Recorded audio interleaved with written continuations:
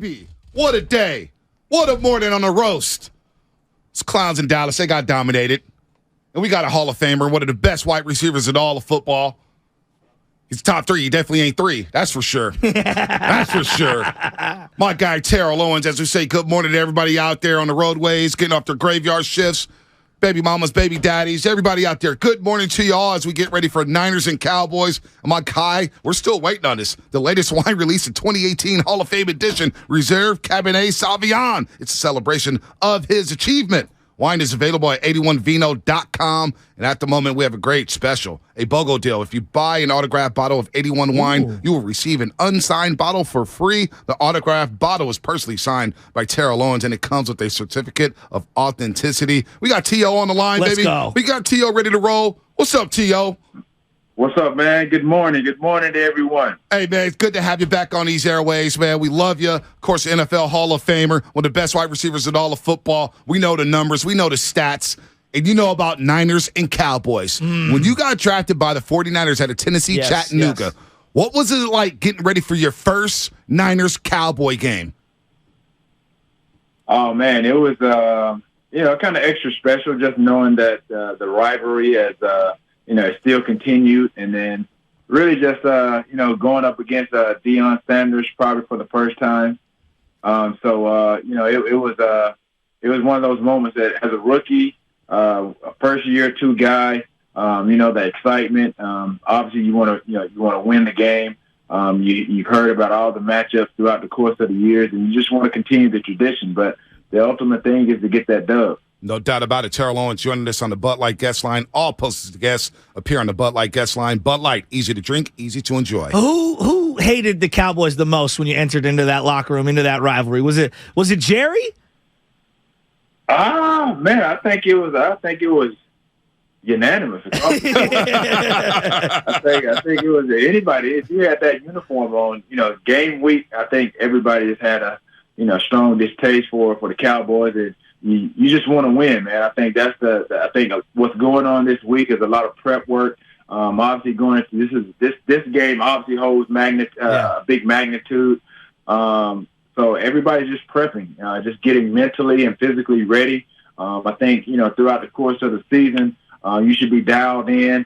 You shouldn't see a lot of penalties. Yeah. I think when you go into games like this, that's what you want to eliminate, a lot of penalties, and you want to eliminate turnovers. And I think, obviously, when you look at the tail of the tape, I think everybody feels that 49ers will win this game. But again, in the playoffs, every moment counts. Every down and distance counts. Everything is different. Just the stakes alone. It's win or go home. It's not like basketball or baseball where you have a best of series, as you saw in the AFC game where Jacksonville came back from 27 down. So I remember, we had a game where we played the Giants. We were down 24 at the half, and we came back and won that game. So it's not a matter of where you are at halftime. Once you come out at halftime, whatever the score may be, you have to take it one possession at a time.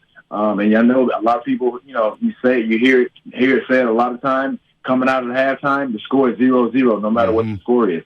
You bring up that New York Giants playoff game. I'll remember it like it was yesterday, sitting in the end zone. One of the first plays of the game, you got Seahorn on your back. Boom, you shake him and go 75 yards. You always showed up for the big games. 76. 76. Get it right, baby. My bad, T.O. Get it right, baby. My bad. No, but you always showed up for the big time games, right? Obviously, that's. I'm watching Debo right now, and he shows up for the big time games. Do you appreciate watching somebody like him? Because the two of you were so physical. I see a lot of similarities.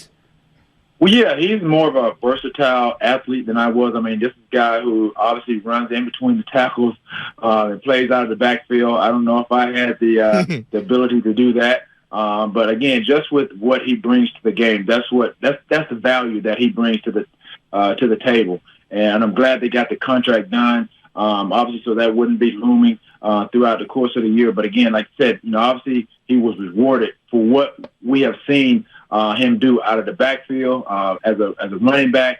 Obviously, he has now, it's a 1-2 punch. Christian McCaffrey has come over and really kind of spelled him with some of the things that he does out of the backfield. But when you think about what he does, I think naturally as a receiver, he poses as a threat. So Again, he's one of those guys. He's an X factor. And again, like I said, when you look at what Brock Purdy has done since getting back there at the quarterback position, this is a dangerous team. They're playing hot football right now, and it's all about a game of momentum.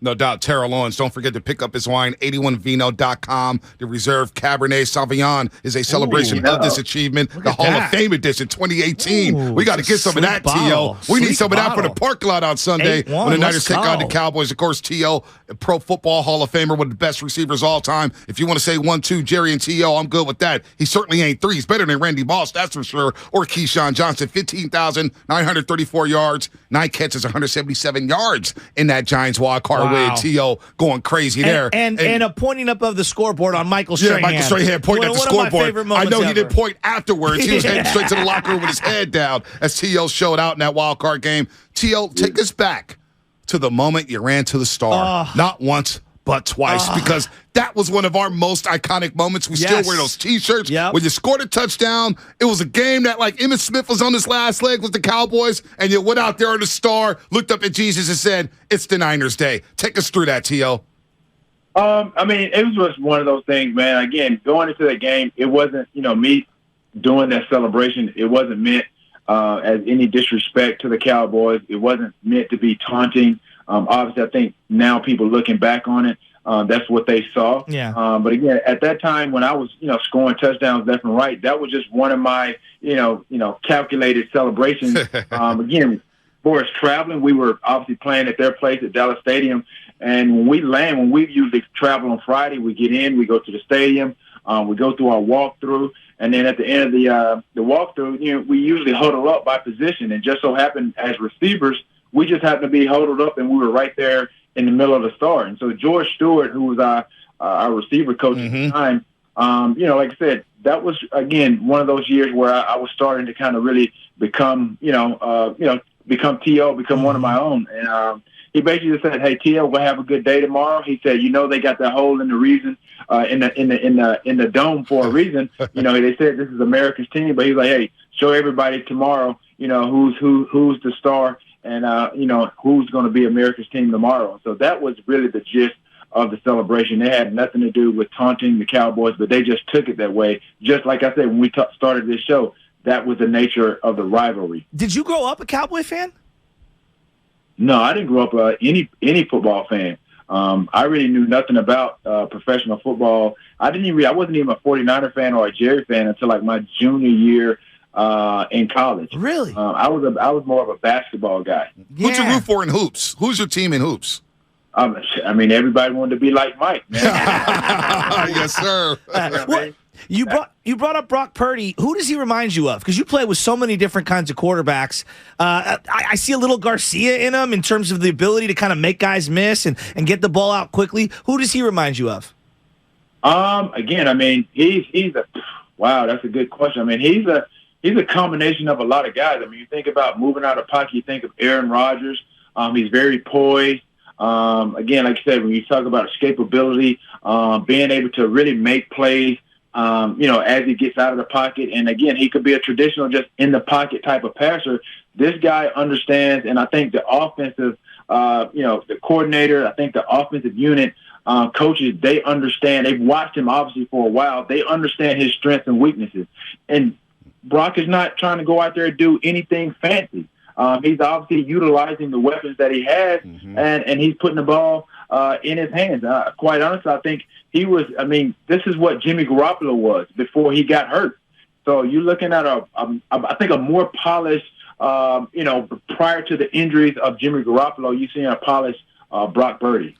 T.O. here, Terrell Owens, Pro Football Hall of Famer, one of our favorite 49ers of all time. Don't forget to grab his latest wine. His wine released the 2018 Hall of Fame edition, Reserve Cabernet Sauvignon. It's a celebration of this achievement. Wine is available at 81vino.com. Now, the other side of the football, Dak Prescott helped tie for the league in interceptions thrown. They have CeeDee Lamb, but the Niners have Nick Bosa, Fred Warner, Drake Greenlaw, and his talented secondary. Let's speak about Nick Bosa because you played against a ton of great defensive ends, great pass rushers, Bruce Smith, Reggie White. We had those battles with the Packers, Charles Haley. What do you think about Nick Bosa? What have you seen in number 97 or so far in his early career? He's very disruptive, quick off the ball. He has a number of moves. He has some counters. I mean, like I said, I wouldn't want to be one of those tackles or any one of those offensive linemen that has to, attend with him like every play. This guy has a motor. He doesn't stop. So again, this is like I said, when you look at the tail of the tape, I think, like I said, the Niners, they fare very well against the Cowboys. T.O., you're one of many guys that have played for both the Niners and the Cowboys. Charles Haley, Ken Norton. I mean, it's an interesting group of guys. I remember you came back against the Niners, and you had something like 8 catches for 200 yards against them in 2008. You wanted to stick it to the Niners a little, huh, when you had that Cowboy jersey on? No, absolutely, man. You want to go, you want to perform. And for me, I took it personal just by the way that I was traded. Things of that nature. So again, even when I went to the Eagles or what have you, if I played against my former team, yes, it's one of those things you mark it on the calendar, but you don't look too far ahead. You take it, you use that as motivation. It's all about the task at hand. And so for me, I just wanted to just go out and play well. Ultimately, you want to win the game. But if you can have a nice performance on top of that, hey, that's icing on the cake. T.O., do you still have a sour taste in your mouth for the way it ended with the Cowboys? You scored 38 touchdowns for them over the course of 3 years, and I heard your story. I listened to it. The way they released you, it wasn't very classy, T.O. I wasn't happy in it, and I'm not a big Jerry Jones fan in the first place. Do you still have a sour taste in your mouth for the way it ended with the Dallas Cowboys? Yeah, absolutely. I mean, no one wants to end their career, especially the way that I did. And like I said, it was very unexpected. I was blindsided by it. Again, I had an impromptu meeting with he and Stephen Jones at a hotel in Fort Lauderdale. Again, they asked me to come to one of the restaurants. Nobody was in there. They had a cloth on the table. It was myself, Stephen, my 2 agents, the Rosenhaus brothers at the time. And again, like I said, it was just, honestly, I was blindsided. I had no idea what was coming. And, that was where I was cut, and he kept mentioning, anything associated with the Cowboys. And again, he had a pen out and he wrote anything associated with the Cowboys on one side. And then anything associated with me, he just put my initials on one side. And so it was a list of things, and then at the end of all of that explanation, he had the pen and he drew a line in between that separated the Cowboys and T.O. And he basically said, we're going to have to part ways. And so I thought at one point I was thinking this was a joke. I was looking for, Ashton Kutcher to come out behind the curtain and say, you're being punked. But that was never the case. Especially considering I had just signed an extension, a 4-year deal, and also I thought I was going to, retire, there as a Cowboy, but that didn't happen. So there was a lot of deciding factors that probably went into it. I honestly, till this day, I still don't know really fully what happened, but I have my hunches as far as what went into it. I mean, you think about Jason Garrett, you think about Whitney, you think about Romo. Dez Bryant went through some of the same things as far as them kind of conspiring, and then getting me out of there. Have they embraced you since? Like, have you ever? I know you came onto the field as Niner fans. It was great to see you on the field with all the legends, and you finally get your just due in front of the crowd. Like, the Niner fans cheering for you was awesome when you got inducted into the Hall of Fame. I consider you a Niner. I don't know how you consider yourself. Have the Cowboy fans and the ownership, have they embraced you as a Cowboy since then? I haven't spoken to Jerry or anyone from management since then. But anytime I run into any of the fans, they've shown me nothing but respect, nothing but love. Obviously, anytime that I comment on anything football related as it relates to the football games or things of that nature. If I'm not pro Dallas Cowboys, when like I said, I do media stuff or what have you, and I try to give my point of view, my perspective from a player and from a media standpoint. So if it's not anything pro, whatever, then they're going to get upset. They may not like my take or whatever the case may be. But at the end of the day, like I said, anytime that I run into any of the Cowboy fans, they've shown me nothing but love. I mean, I think a lot of people appreciate what I brought to the table. Hell yeah. And honestly, I think for me, that's why it still feels bad, and I have a sour taste based on some of the things that I did during the course of my career with the Dallas Cowboys. Well, don't worry, T.O. Yesterday we ranked our most overrated Dallas Cowboys of all time. Tony Romo was number 2. Jerry Jones was number 1. All right, so we're pro T.O. Even though you defended him, Tony Romo won 2 playoff games. Come on, man. And so all the, you know. I mean, I almost had. I mean, honestly, earlier, maybe a few weeks ago. I mean, we had some conversations. The agent that I had at the time about possibly, making a comeback. So I mean, and as Jerry Jones said, we didn't have any direct, communication with him per se, but we did have some communication with a few teams as far as making a playoff, me possibly making a playoff appearance. So I definitely would have been ready. I definitely feel that I could go out on Sunday and be ready. We won't doubt you. Yeah, I'm not doubting you at all. So this weekend, where are you watching, and who is Terrell Owens rooting for? Terrell is rooting for. Honestly, I don't have a dog in the fight, to be quite honest. But I will have to say that if I had to bet, I would honestly probably say that the 49ers will win this game. By what score? Who knows? Because again, you saw what happened in the Jacksonville game, Chargers game. Again, to be up 27-0, the whole coaching staff should have been fired. There's no way. Again, you should lose a game being up 27-0, and you only muster up 3 points in the second half. So again, at the end of the day, it's going to be a team that's the most prepared. And again, like I said, Cowboys didn't end the season the way they wanted. They kind of sputtered with some of the teams. Jacksonville was one of those teams that possibly should have beat them. But at the end of the day, I think obviously that the Niners they should win this game. But hey, every game is different. Hey, T.O., man, because I see you run these 40-yard dashes, and I see you smoking dudes who are 20 years younger than you, 15 years younger than you. I saw you at Jackson State running routes against your top corner, catching passes in front of Deion Sanders. Why don't you just show up to somebody's training camp like Willie Mays Hayes in Major League and say, you know what, I'm T.O., man. Give me a job out here because I want to see you actually try to do it. Hey, honestly, I wish it was that easy. And that's what a lot of fans think. They think the same way that you do, but it just doesn't work that way.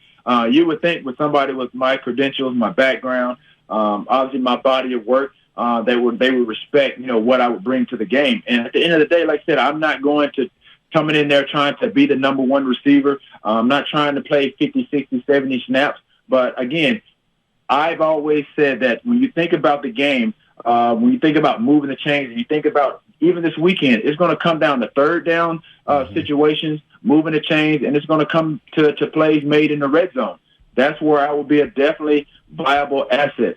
So, like I said, I've always kind of said, never say never. I know I have the ability to play, and it's all about someone giving me the opportunity to make that happen. So it's just not me showing up to anybody's training camp or what have you. But again, like I said, there are a few teams that I did reach out. My agent and we did reach out to. And some teams just kind of flat out said no. And some people, some of the teams kind of, they was like, okay, let me see. Let's wait and see. But hey, I'm always ready. When I look back at your career, it's just incredible because I think of guys like Aeneas Williams trying to headhunt you coming across the middle. And I think about what your stats would look like if you played in this era where you can't hit a defenseless receiver. You can't lay guys out. Do you think about that too? Yeah, absolutely. I mean, that's more of a reason too. Like that would make an easier transition to be, out of the game for so long to come back and play the game. But at the end of the day, you still can get hurt. You still can, take some hits. I did that to I played in the FCF league earlier last year just to kind of dispel some of those rumors that, he hasn't played in a while. He can't take a hit. They act like I was a walking carton of eggs or something. Like if I got hit, because it's going to break to pieces. But like I said, football is football. Getting hurt, having injuries, that's inevitable. As you see, like there are guys that are younger than me, young at my age and still getting hurt. So that's just part of the game. Hey, man, T.O. came back from a broken fibula in like 6 weeks to play in the Super Bowl. Yeah. Had a dynamic game. And then did the Ray Lewis better than Ray Lewis. Did the Ray Lewis dance better than Ray Lewis. T.O. Pro Football Hall of Famer in the 2018 Hall of Fame class. Should have been a first ballot Hall of Famer. Yeah, but you know what? You still got that gold blazer, and we're happy about that. Terrell Owens, 15,934 yards, and over 153 touchdowns over his pro football career. T.O., and we're the going to get the greatest wine. blocking wide receiver I've ever seen in my no life. No doubt. Well, Maul, cornerbacks, never goes no doubt. into the stats. And don't forget about the latest wine release, the 2018 Hall of Fame edition. Yes, Reserve sir. Cabernet Sauvignon is a wine. celebration of this achievement. Wine is available right now at 81vino.com. And at the moment, they have a great special, a BOGO deal. If you buy one, you get an autographed bottle of 81 wine. You will receive an unsigned bottle for free. That's right, for free. The autographed bottle is personally signed by T.O., and it comes with a certificate of authenticity. T.O., we always enjoy the time. We need to enjoy that wine Sunday in the parking lot. We can't wait for Niners and Cowboys. Thank you so much, T.O. Take care. Absolutely, man. Appreciate you guys. Let's go. Niners. Go Niners. Let's go. There we go. Terrell Owens, man. Built the T.O. here on the Morning Roast.